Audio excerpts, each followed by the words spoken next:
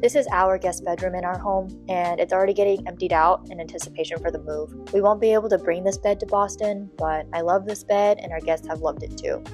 One of our guests loved it so much, she bought it for herself. Today, I wanted to chat about how I prepared for my interviews and knit as much as possible before the move, so let's just jump right into it. So if you're also new to the MBA application process, here's the lay of the land. Most schools match you with an alumni interviewer.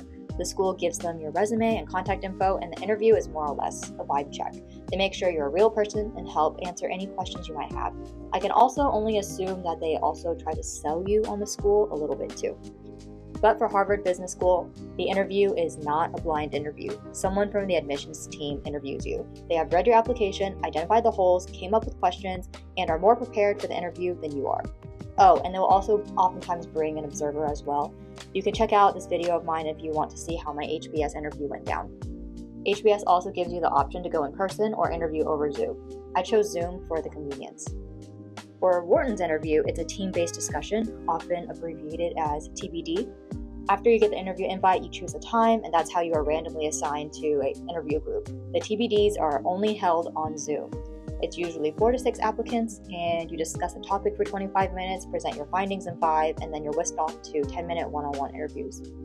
For HBS, I only had 10 days to prepare for my interview. I had a meeting when the interview sign-ups opened, and it's Hunger Games for slots. When I went to go sign up, only the 2 earliest days were available, Friday, February 7th, and Monday, February 10th. So I chose the latter. I reached out to a friend who was admitted into the 2+2 program, and I opted into getting matched with an alumni. I spent the rest of that weekend Googling and reading. And then the next week was a blur, but honestly, I felt so supported. Not only did I have a call with the HBS alumni that offered me a lot of insight, my friend called me and connected me to someone from our undergrad university who also got into the 2+2 program. And one of my church friends who went to Booth also took the time to call and do a mock interview with me.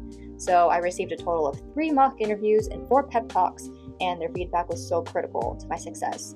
So I'll share their feedback with you guys. They told me to talk slower because I talk fast when I'm nervous. They advised me not to use any jargon. For example, replace quadruped with robot dog, something more descriptive and colloquial.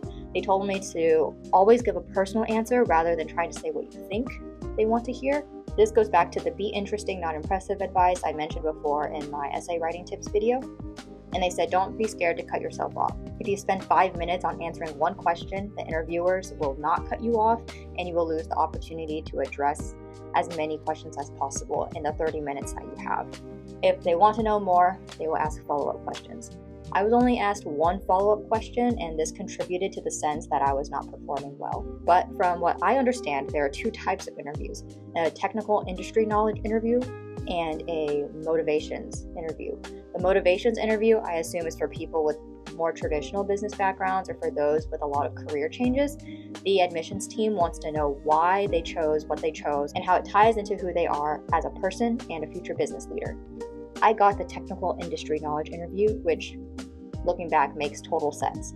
I have a lot of depth and some breadth of experience in robotics and digital manufacturing, and they wanted to know what I could bring to the classroom and why I thought getting an MBA was valuable. So they grilled me with about 20 questions on these topics.